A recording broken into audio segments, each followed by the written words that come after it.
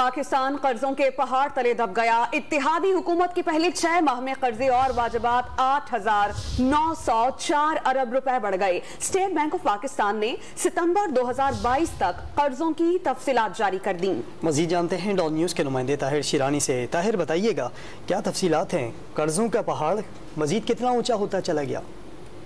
देखिए, हुकूमत की जो आमदनी है वो कम और अखराजात ज़्यादा हैं, इसलिए कर्ज़ों पर इन्हिसार करना पड़ता है और इत्तेहादी हुकूमत ने तेज़ी से कर्जे लेने के सारे रिकॉर्ड तोड़ दिए हैं।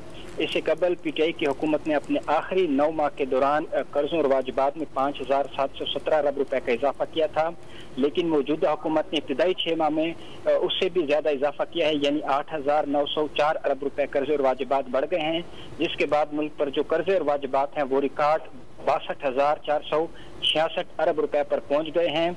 स्टेट बैंक के दस्तावेज के मुताबिक अप्रैल ता सितंबर 2022 के दौरान मकामी कर्जे में 3,325 अरब और बैरूनी कर्जों और वाजिबात में 5,266 अरब रुपए का इजाफा हुआ। मुल्क पर अंदरूनी कर्जों का हुजम 31,401 अरब और बैरूनी कर्जे और वाजिबात बढ़कर 28,942 अरब रुपए तक पहुंच गए हैं। ताहिर, बहुत शुक्रिया आपका।